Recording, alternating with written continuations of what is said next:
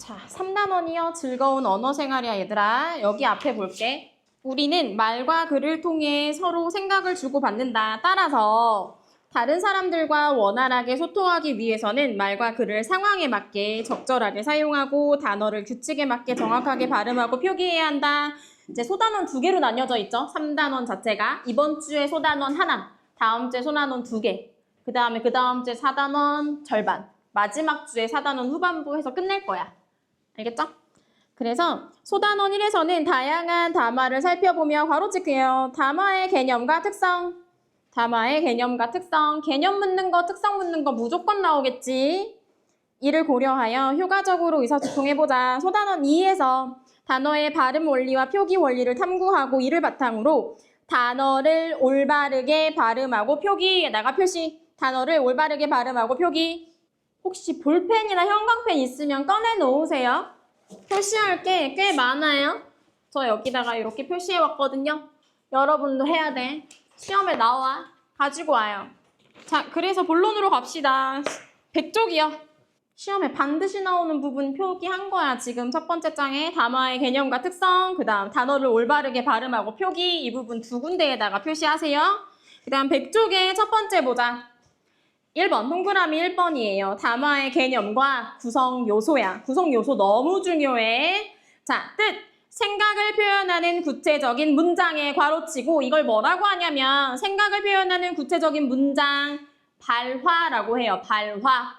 그래서 발화들이 모여서 이루어진 언어 단위를 우리는 담화라고 해요. 그러니까 담화가 더 큰 의미야? 아니면 발화가 더 큰 의미야? 담화가 더 상위에 있는 개념이겠지? 그걸 좀 보세요. 생각을 표현하는 구체적인 문장. 생각이 들어가 있는 문장은 다 발화라고 하는 거야. 알겠지? 그 발화들이 모여서 이루어진 언어 단위가 담화다.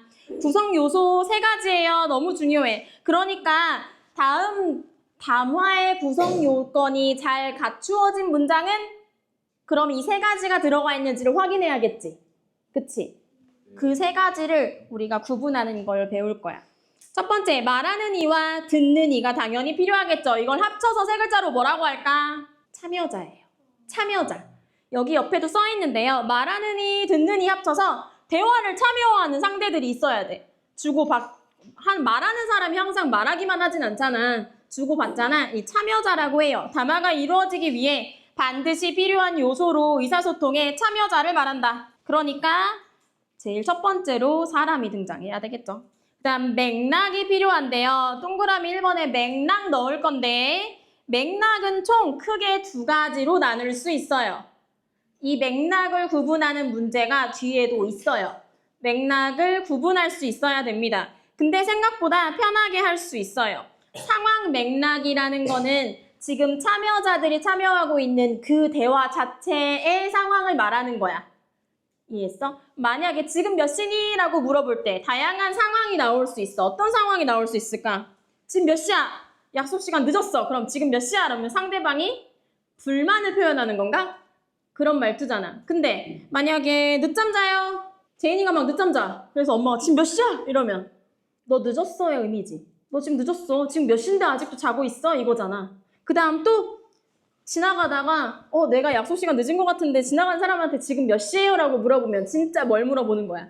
시간 묻는 거지? 그렇게 다양하게 현재 그 상대자들이 들어있는 참여자들이 들어있는 그 상황이 바로 상황 맥락이라고 불러요. 단순한 상황이겠죠? 그 다음에 사회 문화적 맥락이 있어요. 사회 문화적 맥락에는 뭐가 있냐면 역사.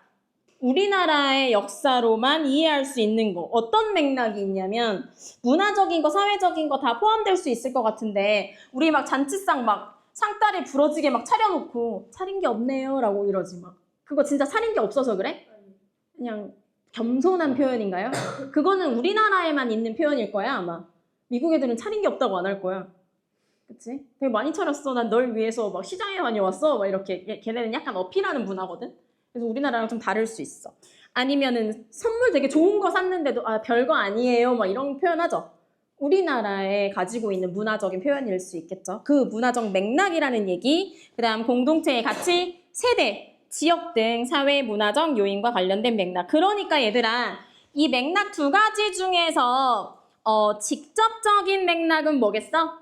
그렇지. 위에 있는 상황 맥락인 거야. 간접적인 건?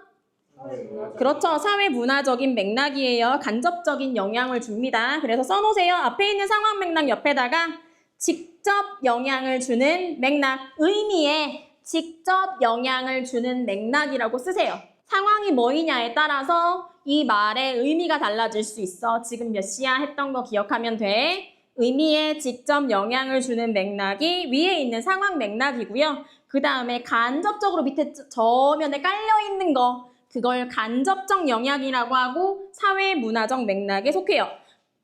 사회문화적 맥락에는 간접적 영향이라고 쓰세요. 그래서 우리가 담화를 구성하는 두 가지가 나왔고 마지막 하나는 뭐가 필요하다? 맞아요. 전달하고자 하는 내용이 필요해요. 그러니까 담화를 구성하는 세 가지는 뭐다? 참여자, 맥락, 내용. 그치? 참여자, 맥락, 내용. 이 구성 요소가 갖추고 있으면 뭐다? 담화라고 부른다. 그러니까 너네는 이 세 가지를 표시하면서 적절한 대화인지 담화인지 아닌지를 구분할 수 있어야겠지? 매우 중요합니다. 그래서 화살표 밑에요. 담화의 구체적인 뭐에 영향을 주냐면 의미예요. 담화의 의미에 영향을 주죠. 우리가 역사적, 사회적인 문화를 이해하지 못하면 차린 게 없어요라는 말 저 사람 왜 저렇게 말하지? 의미 전달이 안 될 수 있잖아. 아, 되게 겸손하게 표현하는구나를 이해하려면 저면에 깔린 간접적인 맥락을 또 알아야겠죠. 저 한국인이라면 그럴 수 있다. 그 다음에 밑에요. 사회문화적 맥락의 구성 요소 나오는데 아까 맥락이 두 가지였지? 그래서 두 번째 맥락에 대한 걸 좀 구체적으로 표현해 놓은 표야. 그래서 네 가지가 있네요. 지역, 세대, 성별, 문화. 사실 성별은 큰 비교할 만한 게 별로 없어요. 특히 너네가 중고등학교 때는 성별에 대한 구분이 별로 없어요. 성인이 되면 좀 나와요. 예를 들면 여자들은 부가 의문문을 중요시 한다거나 남자들이 조금 더 직접 화법을 쓴다거나 근데 이거는 이제 국어 선생님들도 얘기하지만 케바케도 사바사예요. 그죠? 부가 의문문 하는 남자들도 있잖아. 야, 이 티셔츠 어떠냐? 예쁘냐? 부가 의문문이에요, 그거. 괜찮지? 이거 묻는 거거든요. 상대방의 동의를 구하는 거거든요. 그쵸? 그런 남자들도 있죠. 아닌 사람들도 있고요. 그래서 성별은 크게 의미가 없고요. 지역 볼게요. 지역에 따른 차이. 방언 같은 게 이런 게 속하겠죠. 방언이요. 옛날에 농촌에선 지금도 쓰는데 쌀을 살 때 우리 뭐라고 해? 쌀을 판다고 해. 살 때도 팔 때도 쌀을 판다고 해. 그게 농촌에 있는 농촌만의 이제 문화예요. 언어 문화예요. 왜 판다고 하냐면 내가 가지고 있는 쌀을 가지고 뭘 살 수 있어? 다른 걸 살 수 있지. 공산품을 그게 이게 약간 재화의 의미로 팔아서 산다. 이런 느낌인 것 같더라고. 그 다음에 세대에 당연히 옛스러운 말투 들어가 있겠죠, 세대. 옛날 조선시대 말투 뭐 있어? 왕들이 했던 말밖에 기억이 안 나서. 여봐라. 통촉하여 주시옵소서. 서문이 망극하옵니다. 하옵니다. 이런 말 쓰잖아. 하오체. 그 다음에 문화는요, 당연히 차이가 있겠지만 여기서 핵심은요, 뭐가 더 낫다는 건 없다. 그래서 이 사회문화적 맥락 밑에 쓰세요. 존중하는 태도가 필요하다. 그 맥락, 각각의 맥락에 더 나은 건 없어. 존중하는 태도가 필요하다. 존중하는 태도가 필요합니다. 오늘 거 제대로 들으면 오늘 안에 다 끝나요. 그러니까 최대한 집중해서 오늘 안에 끝낼 수 있도록 집중해 주세요. 3번 담화의 의미를 이해할 때 유의점 주의해야 될 게 있어. 첫 번째 대목한 상황 맥락과 사회, 문화적 맥락에 따라 담화에 뭐가 달라진다? 의미가 달라져요. 그래서 원활한 의사소통을 위해서는 담화의 상황 맥락과 사회, 문화적 맥락을 고려해야 하는데 이렇게 고려하면 그 결과 우리가 얻을 수 있는 건 뭐냐? 화살표 하나만 더하고 한 줄 쓸게요. 이렇게 해야 담화의 의미를 정확히 파악할 수 있다. 화살표 하나 더하고 한 줄 쓸게요. 이렇게 해야 담화의 의미를 정확히 파악할 수 있다. 이런 과정을 꼭 거쳐야 한다는 거야. 그래서 너네한테 질문하겠죠. 담화의 의미를 정확하게 파악하는 방법으로 적절한 것은 담화의 상황 맥락과 사회 문화적 맥락을 고려한다. 맞는 답이겠죠? 그렇게 고르는 거야. 다시 불러줄게. 이렇게 해야 담화의 의미를 정확히 파악할 수 있다. 중요해. 그 다음 4번의 별표 하나 찍게요. 담화의 특성. 담화의 특성, 어떤 특성에 해당되느냐? 담화의 특성 중 뭐에 해당되느냐 중요해요. 구분할 수 있어야 돼요. 첫 번째, 통일성. 담화의 내용이 하나의 주제로 일관되게 모아지는 것. 주제에 해당되지 않는 내용이 담화에 들어가면 통일성이 없는 거예요. 통일성을 지키지 않은 거예요. 그쵸? 그걸 파악할 수 있어야 되고, 그 다음 응집성 밑에 쓰세요. 긴밀하다, 끈끈하다. 응집성의 무슨 뜻인지 보라는 거야. 응집성은 긴밀하다, 끈끈하다라는 뜻이에요. 그래서 문장과 문장의 맥락이, 문장과 문장의 흐름이 긴밀해야 되고요. 끈끈해야 된다는 건 얼토당토 안 한 문장이 중간에 끼면 안 되겠죠. 그리고 문장과 문장을 연결할 때 영어에서도 문장 연결할 때 보통 뭐 써줘요? 접속사 써주죠. 국어에선 그거를 뭐라고 하냐면 접속어라고 하죠. 그리고 영어에선 지시 형용사, 지시 대명사라고 하는 게 국어에선 뭐야? 지시어라고 하죠. 접속어, 지시어를 적절하게 쓰는 게 이제 응집성을 위한 거죠. 지시하는 거. 대명사일 수도 있고요. 형용사일 수도 있죠. 그것의 뒤에 명사 오면 지시 형용사인 거야. 그치? 그것의, 그의 책 하면은 지시 형용사가 쓰인 거죠. 그쵸? 그 다음 밑에 볼게요. 응집성 옆에 보자. 담화를 이루는 문장들이 아까 뭐였지 내가? 담화를 이루는 문장을 뭐라고 한다고 했지? 두 글자로? 그렇지, 발화. 그래서 여기 발화들이 적절한 접속어나 지시어 등으로 긴밀하게 연결되는 것, 이걸 응집성이라고 한다. 어디까지가 발화인지 잘 봐. 담화를 이루는 문장이 발화야. 그 다음 5번이에요. 담화의 요소와 특성을 이해하고 의사소통했을 때 효과. 담화가 뭔지 알겠어. 그래서 구성 요소, 갖춰야 하는 요건 3가지 알겠어. 그리고 특성, 통일성, 응집성 알겠어. 그러면 이걸 지켰을 때 어떤 효과가 있냐는 거지. 밑에 볼게요. 상대와 좀 더 원활하게 의사소통할 수 있다. 말귀를 잘 알아듣겠죠. 그죠? 그 다음 말하는 이는 자신의 생각과 의도를 정확하게 전달할 수 있고요. 듣는 이는 말하는 이의 의도를 정확하게 파악할 수 있겠죠. 정확성을 높인다는 얘기 아니겠어? 그래서 여기 괄호치고 글쓰니 읽는 이라고 써있는 건 담화는 말만 담화 아니고 글도 담화다. 글을 쓰는 이가 있으면 읽는 이가 있겠지? 그것도 담화에 해당돼요. 그래서 담화는 말로만 주고받는 행위다라고 하면 틀리는 거야. 알겠지? 쓰는 것도 해당이 된다.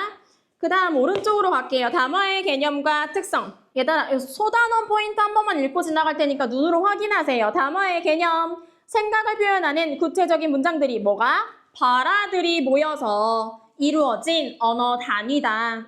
담화의 구성 요소는 말하는 이와 듣는 이, 쓰는 이와 글쓴 이와 읽는 이 되겠지. 그 다음 맥락 2가지였지. 상황 맥락도 사회, 문화적 맥락이 있었고 전달하고자 하는 내용이 있었어. 알맹이가 있어야겠죠.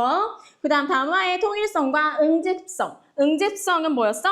긴밀하고 끈끈한 거였어. 통일성과 응집성을 갖춘 대화는 의미를 분명하게 전달하고 짜임새를 높인다. 짜임새를 높여요.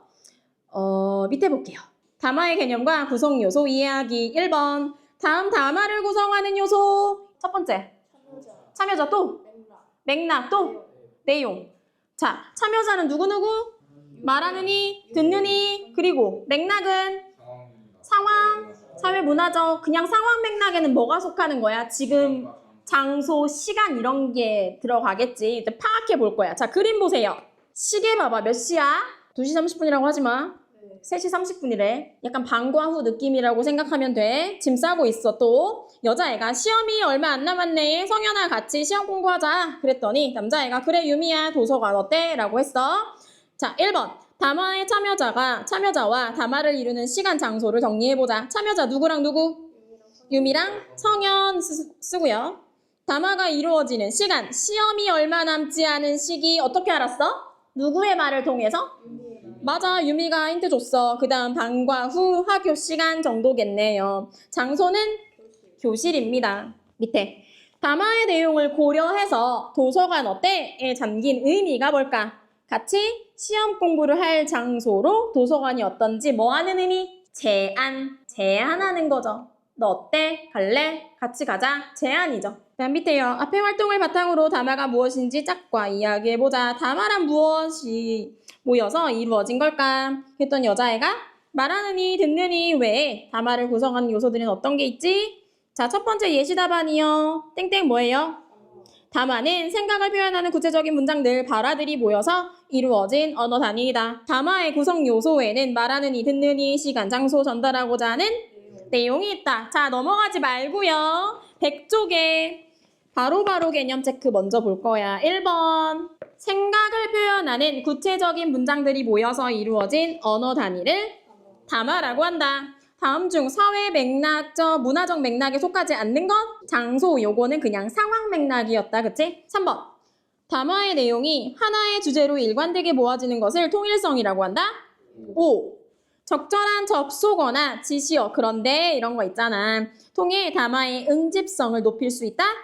5. 끈끈해지고요. 긴밀해지죠. 4번. 담화의 요소를 고려하며 의사소통할 때 적절하지 않은 것. 2번. 상대의 말을 다양하게 해석할 수 있어?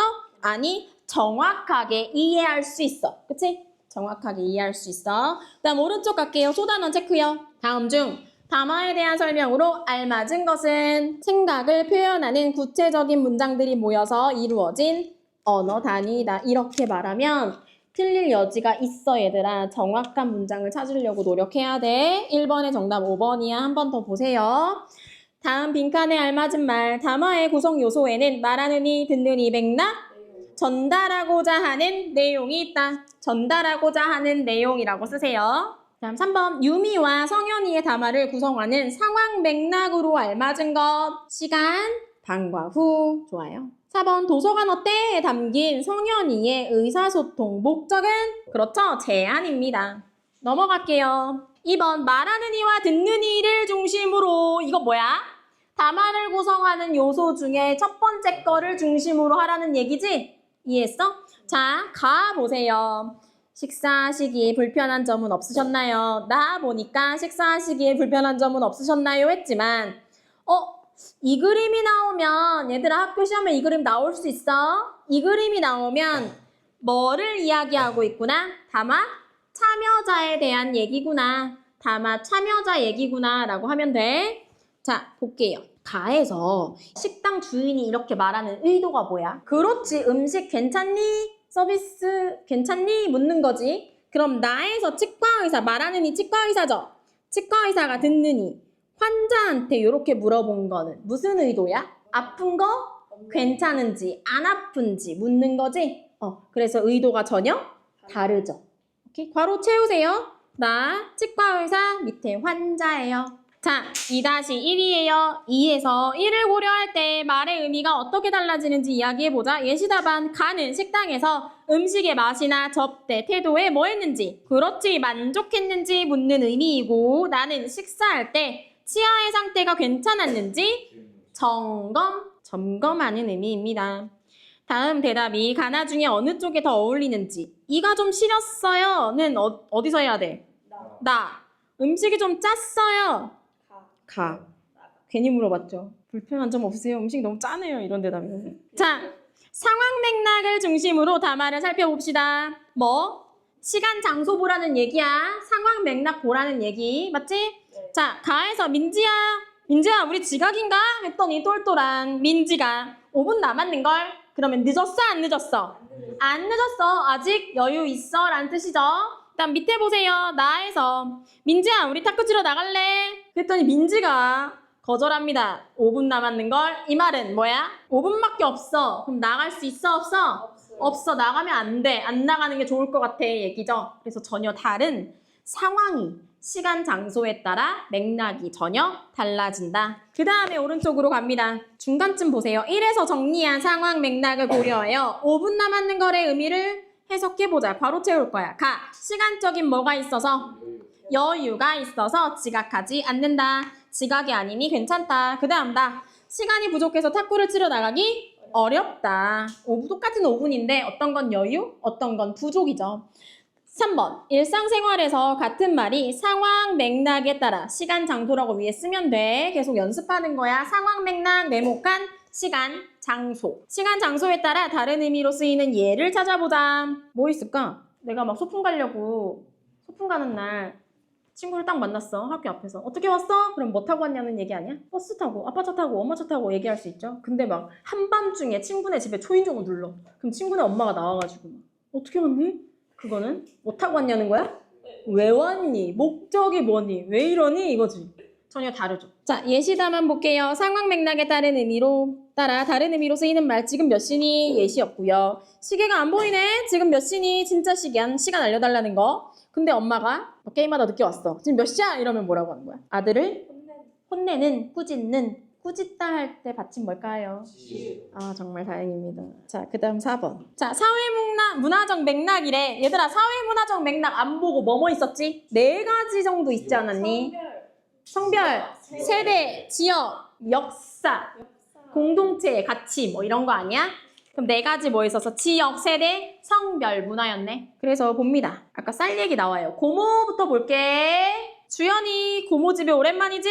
넣어주려고 쌀을 사서 푸짐하게 차렸으니까 많이 먹어. 주연, 쌀을 새로 사실 필요까지는 없었는데 저 아무거나 다 잘 먹어요. 고모가. 그게 아니고 여기 농촌에서는 예전부터 주로 쌀 농사를 지어 생활했기 때문에 쌀을 팔아 돈을 마련하는 것을 쌀을 산다고 했단다. 아하, 이제 이해했어요. 그럼 잘 먹겠습니다. 그럼 이분은 쌀을 사서 하면 뭐야? 돈을 마련해서 고기 샀다 이거 아니야? 그래서 잘못 이해한 말은 쌀을 사다, 쌀을 사서 여기겠지. 그 다음 밑에 잘못 이해한 이유는 고모가 사는 지역과 지역의 동그라미, 이건 지역이죠. 주연이가 사는 지역에서 쌀을 사다라는 말을 다른 의미로 사용하고 있기 때문이다. 고모는 쌀을 사다라는 말을 쌀을 팔아 돈을 마련하다의 의미로 사용했지만 주연이는 돈을 주고 쌀을 사서 오다라는 의미로 이해했기 때문이다. 옆에다 쓰세요. 오해이죠. 오해. 이런 사회 문화적인 맥락으로 오해가 있을 수 있죠. 문제 풀자. 얘들아 문제 풀자. 대기 쪽 문제. 다음 빈칸에 알맞은 말을 쓰세요. 시간이나 장소와 같이 담화가 이루어지는 장면과 직접 연관된 맥락을 상황 맥락이라고 한다. 식당 주인이 손님에게 기역과 같이 말했을 때 식사하시기 불편한 점은 없으셨나요? 라고 말했을 때 손님의 대답으로 알맞은 건 2번이죠. 매우 친절했어요. 이가 시렸어요는 이제 치과 가서 말하세요 라고 하면 되겠지. 주인이 다시. 그건 제가 해결해 줄 일이 아닙니다. 해야겠죠. 보기에서 다음 단어의 의미에 영향을 미친 요소를 모두 고르세요. 치과 의사가 식사하시기에 불편한 점은 없으셨나요? 했더니 환자가 이가 좀 시렸어요 라고 했으면 미친 요소, 장소, 듣느니, 말하는 이죠. B, C, D예요. 시간은 상관없죠. 장소는 상관 있고요. 식당이 아니라 치과라는 점. 그 다음 오른쪽. 가와 나에서 5분 남았는 거의 의미가 다르게 해석되는 이유는 상황, 맥락의 차이죠. 시간, 장소가 달라서. 4번이에요. 9번에 다음 단어에서 아들의 발화가 적절하지 못한 이유. 새벽 1시예요. 이제와 집에 온 거야? 지금 몇 시야? 지금요? 1시네요. 네, 뚝배기 해주죠 이제. 정답은 4번. 상황 맥락과 엄마의 발화 의도를 고려하지 않았기 때문이다. 죄송해요 해야죠. 그죠? 고모가 말한 쌀을 사다의 의미로 적절한 건? 그렇죠. 3번입니다. 자, 볼게요. 104쪽입니다. 담화에 영향을 미치는 사회문화적 맥락의 네모칸에는 어떤 것이 더 있는지 생각해보자. 요즘 애들이 쓰는 말은 도무지 모르겠어. 사회문화적 맥락 중 4가지 중 세대적. 차린 것은 없지만 많이 드세요. 문화적. 예시 답안은 역사적, 사회적 상황, 공동체의 가치, 세대, 문화 등이다. 자, 밑에 고양이가 손을 뻗고 있죠. 바지를 안 입고. 담화는 생각을 표현하는 구체적인 문장들이 모여서 이루어진 언어 단위이다. 발화들이 모였다고 했어. 담화의 구성 요소에는 말하는 이, 혹은 글쓰니, 듣는 이, 혹은 읽는 이죠. 맥락은 상황 맥락, 사회 문화적 맥락이고요. 마지막, 전달하고자 하는 내용이 있다. 이제 지겨워야 돼. 3가지가 아주 명확하게 표로 그릴 수 있을 정도로 지겨워야 돼. 됐어? 머리에 박혔어? 그럼 돼. 이따가 문제 풀면 바로 확인될 거야. 그렇게 공부하지 않으면 아무 의미가 없어, 공부는. 그치? 그때그때 바로 그냥 집어넣는 거야. 자, 그러니까 말하는 이랑 듣는 이는 말로 소통할 때야? 글로 소통할 때야? 말로 소통할 때고 글쓰니와 읽는 이는 글로 소통할 때지? 글.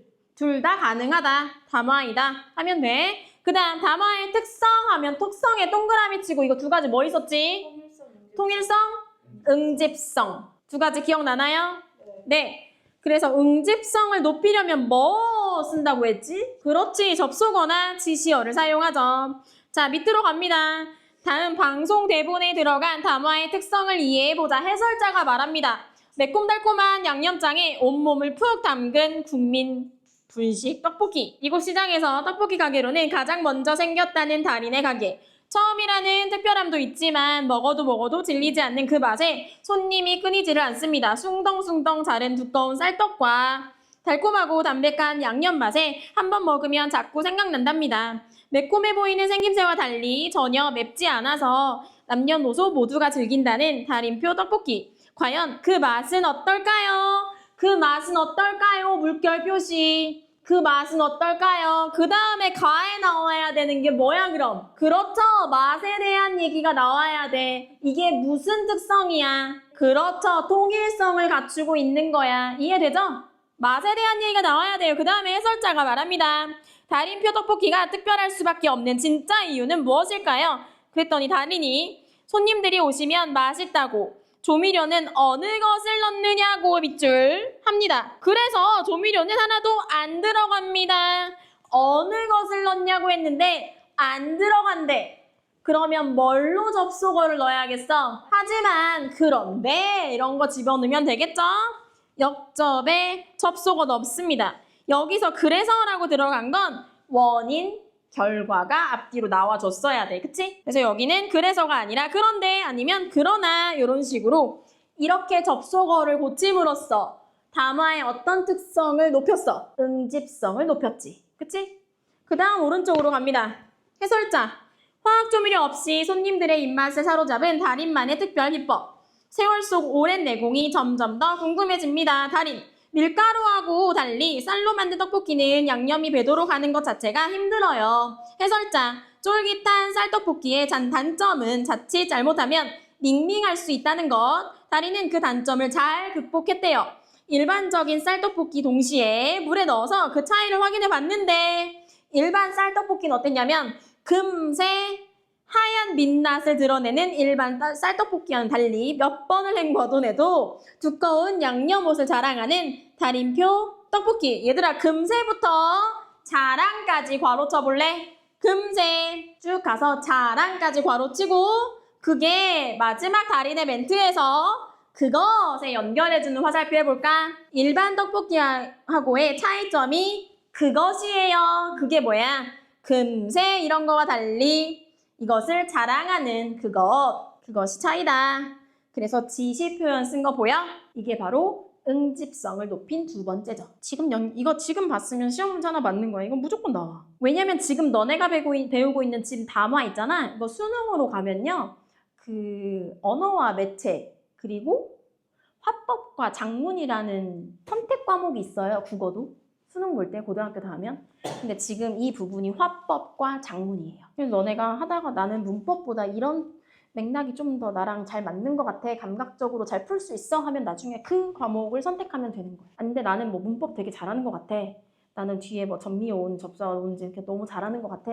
하면 이제 나중에 언어와 매체 하면 돼요. 자, 밑에 볼게요. 다음 손님들의 반응 중에서 가에 넣기에 적절한 건 아까 가에 뭐 넣기로 했지? 그렇지. 맛과 연결되는 거 손님 1이야. 2야. 2. 양념이 잘 배어 있으면서도 자극적이지 않아서 진정한 떡볶이 맛을 느낄 수 있어요. 맛과 연결 손님 2네요. 그래서 이건 통일성을 보여준다. 밑에 통일성 써놔. 그 다음 동그라미 2번. 그래서를 적절하게 바꾸어 문장을 자연스럽게 연결해보면 접속 표현 뭘 넣을까? 그런데 그 다음 담화에서 그것이 가리키는 내용을 찾고 아까 찾았죠?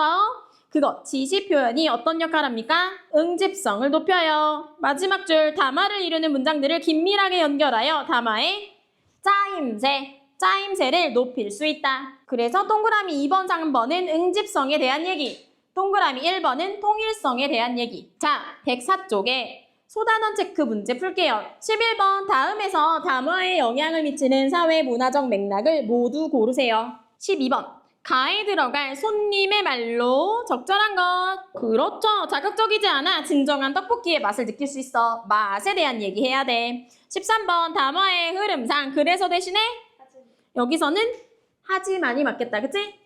선택할 수 있는 게 하지만밖에 없네. 14번 그것이 의미하는 것은 그것이 차이다. 차이가 뭐였어? 다른 떡볶이 물에다 담그면 어떡해? 금방 하얘진대. 근데 달인 거는 되게 두껍대. 그러니까 3번. 15번 담화에서 그것의 역할로 적절하지 않은 것. 좀 더 고민해봐. 그렇죠. 담화를 하나의 주제로 통일한다? 그렇죠. 이건 응집성 얘기잖아요. 그쵸? 통일, 이런 문제가 나올 수 있다는 거야. 헷갈릴 수 있잖아. 그치? 어차피 담화의 특성 얘기이기 때문에 내가 지금 고른 특성이 둘 중에 어디에 해당되는지를 보고 그거에 대한 설명을 고르세요. 알겠죠? 16번 담화에 대한 설명으로 알맞지 않은 것. 담화에서 지시어와 접속어를 많이 사용할수록 그런 말은 없었어. 우리 설명에 단 한 번도 많으면 많을수록 좋다고는 안 했어. 적절히 사용하라고 했지. 정답은 4번. 넘어갈게요. 106쪽이요. 4번. 앞에 내 활동을 바탕으로 담화의 의미를 분명하게 전달하려면 어떻게 해야 할지 생각해보자. 담화의 내용이 하나의 주제를 담고 있어야 하고요. 적절한 접속어나 지시어를 통해 문장을 긴밀하게 연결해야 돼요.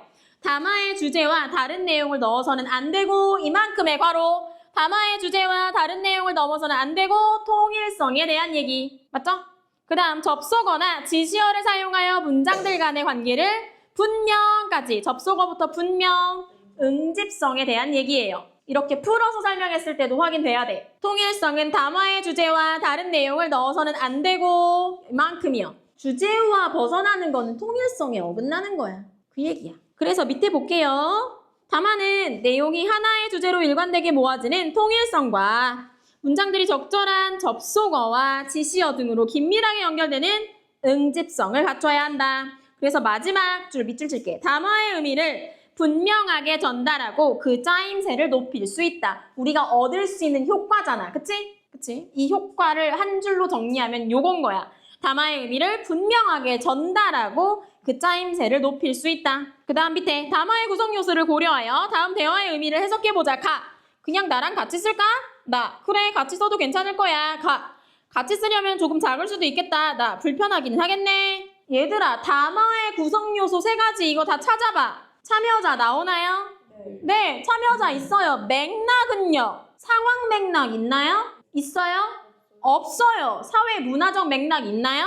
없어요. 내용은 있어요. 그럼 이거 담화예요? 아니에요. 어디에서가 없어요. 없어요. 맥락이 없어요. 이런 걸 보고 우리가 맥락이 없다고 하는 거야. 친구들이 무슨 얘기할 때 못 알아듣게 말하는 거 맥락이 없어. 정확하게 정보 전달이 안 되는 거지. 갖춰지지 않은 말들을 주고받으니까. 자, 예시답안 볼게요. 쉽게 파악할 수 없는 이유. 말하는 이와 듣는 이가 누구며 언제 어디에서 이루어진 대화인지 무엇을 같이 쓴다는 건지 우리가 모른단 말이야. 자, 그러면 이제 그림이 밑에 있어. 요 밑에 그림 보여? 요 그림이라고 치자. 그러면 상황 맥락 들어가 있니? 장소 보이잖아. 시간도 유추할 수 있어. 배경. 그러면 어때? 지금 이거 뭐에 같이 쓸까가 뭐야 이제? 연필 쓸까 아니고 우산 쓸까지? 그러면 이거는 이제 담화가 되는 거야? 그렇죠. 이제 담화가 됩니다. 그래야 된다는 거지. 시간, 장소 아니면 관계가 정확히 나오지 않으면 정말 파악하기가 어렵죠. 그 다음에 오른쪽으로 갑니다. 빠르게 갈 거예요. 107쪽에 2번. 담화의 특성을 고려하여 편지를 완성해보자. 편지 완성 안 할 겁니다. 밑에 있는 것만 확인할 건데요. 특성에 동그라미 치고 2개 적어야 돼. 뭐랑 뭐? 통일성, 응집성. 적으세요. 특성의 동그라미, 통일성, 응집성. 305호에 사시는 분께 안녕하세요. 쭉쭉쭉쭉쭉쭉 조금 조용히 해주세요. 내용이겠죠? 1번. 이 편지는 누가 누구에게 어떤 의도로 쓴 건지 파악해보자. 아랫집에 사는 학생이 윗집에 사는 이웃에게 뭐를 줄여달라? 그렇죠. 층간 소음을 줄여달라고 요청하기 위해서 쓴 것이다. 나머지 부분을 읽어보시고요. 우리는 문제로 갑니다. 106쪽에 소단원 체크 17번. 담화의 의미를 분명하게 전달하기 위한 방법으로 가장 적절한 것은? 천천히 풀어보세요. 가장 적절한 건 분명하게 전달할 거야. 5번 적절한 접속어 지시어.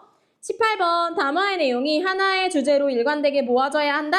담화를 이루는 문장들은 적절한 접속어 지시어 응집성. 19번 다음 담화를 정확하게 이해하기 어려운 이유는 이번에 잘 맞을까요? 잘 안 맞을 것 같은데요. 안 맞으면 어쩌죠? 제가 볼 땐 잘 맞을 것 같은데요. 그걸 골라봐. 그렇죠. 상황이 안 나왔어요. 상황 맥락이 없어요. 그쵸? 맥락이 없는 거예요, 이런 글은. 아까 우리가 봤던 같이 쓸까? 이거. 똑같은 얘기잖아. 그치? 20번. 원활한 의사소통을 위해 지녀야 할 태도로 알맞지 않은 것은 4번 극단적이죠. 같은 문화적 배경을 가진 사람들과 대화하도록 노력한다? 그러면 금산 사람 중에서도 같은 나이대에 같은 교육을 받은 사람이랑 말이 안 되죠. 21번. 서연이가 편지를 쓴 목적으로 가장 적절한 건 4번이죠. 22번. 글의 통일성을 고려할 때 서연이의 편지에 쓸 수 있는 내용으로 적절하지 않은 건 1번이죠. TMI죠. 자, 3번으로 갑니다. 108쪽이요. 무엇이든 물어보세요. 읽을게요. 108쪽입니다. 안녕하세요. 저는 한국에 온 지 4달째인 다니엘입니다.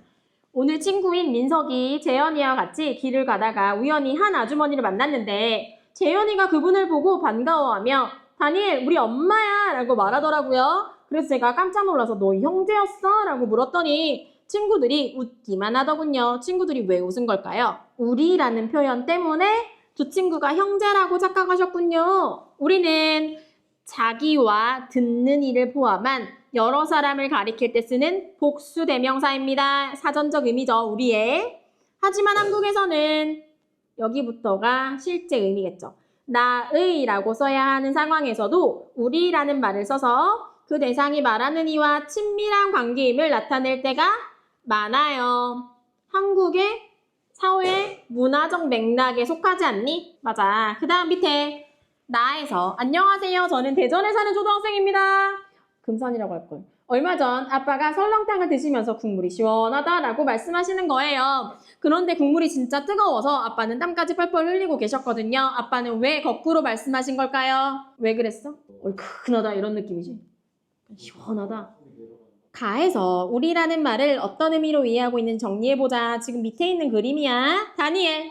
말하는 이가 자기와 듣는 이 또는 자기와 듣는 이를 포함한 여러 사람을 가리키는 1인칭 대명사죠. 1인칭 대명사죠, 다니엘. 그 다음 다니엘의 친구들. 말하는 이가 자기보다 높지 않은 사람을 상대하여 어떤 대상이 자기와 친밀한 관계임을 나타낼 때 쓰는 말. 1인칭이요. 영어로 생각하면 안 돼요. 그 다음에 오른쪽 갈게요. 친밀한 관계임을 나타낼 때 쓰는 말 친밀이라고 쓰세요. 영어에서 너무 많이 알려줬던 거라. 오른쪽 볼게요. 1과 같은 의미 차이가 생긴 이유요. 다니엘이 한국 사회에서 어떤 대상이 자기와 친밀한 관계임을 나타낼 때 우리라는 표현을 흔히 사용한다는 점을 몰랐다. 다니엘의 나라와 달리 그 다음 밑줄 칠게요. 한국에서는 밑줄 칠게요. 자신을 포함한 여러 사람을 가리키지 않을 때에도 우리라는 말을 자주 쓰는 문화가 있다. 그 다음에 시원하다라고 사용되는 맥락을 고려할 건데요. 아버지께서 땀을 뻘뻘 흘리시면서 시원하다고 말씀해서 의아했지만 우리나라에서는 또 밑줄이요. 음식이 차고 산뜻할 때뿐만 아니라 뜨거우면서도 속을 후련하게 할 때 시원하다는 말을 쓰죠. 따라서 아버지께서는 거꾸로 말씀하신 것이 아니라 상황에 맞게 말씀한 거죠. 그 다음에 우리 강아지 왔니? 여기는 이따 읽어보시고요. 밑에 생각 모으기 볼게요. 담화의 구성 요소에는 말하는 이, 듣는 이, 그 다음 이렇게 나왔고 그 다음 두 번째 빈칸 맥락을 상황 맥락이라고 하고 쭉 내려가서 담화는 내용이 하나의 주제로 일관되게 모아지는 통일성. 말하는 이 식당 주인, 듣는 이 손님, 맥락은 시간 오후 9시 50분. 장소는 식당, 전달하고자 하는 내용은 10시까지입니다. 왜 말했어? 시간, 영업을 마칠 시간이 다가오니 식사를 마무리해주세요 라는 의미죠. 왼쪽 문제는 안 풀었지? 23번이요. 다니엘이 이해한 우리라는 말의 의미로 적절한 건 말하는 이가 자기와 듣는 이를 포함한 여러 사람을 가리키는 1인칭 대명사요. 1인칭은 하나라는 뜻이 아닙니다. 내가 들어간 게 1인칭이에요. 24번. 다니엘이 친구들과의 의사소통에 어려움을 겪는 이유. 2번. 사회 문화적 맥락을 잘 이해하지 못해서죠. 25번. 나의 질문에 대한 대답으로 적절한 건 5번. 우리나라 문화에 비춰볼 때 아버지께서는 상황에 맞게 말한 거다. 시원하다라고 말할 수 있다. 26번. 외국인이 담화의 의미를 정확하게 이해하지 못한 이유? 이모, 여기 공깃밥 하나 추가해요. 어머, 이음수는 친척이 운명이요. 이모라고 해서 무슨 차이? 문화적 차이, 문화의 차이. 27번. 두 사람이 의사소통에 어려움을 겪는 이유. 그는 차도남이네요. 차도를 건넜다고? 세대 차이죠. 사회 문화적 맥락. 3번. 할아버지와 민혁이의 세대가 다르기 때문.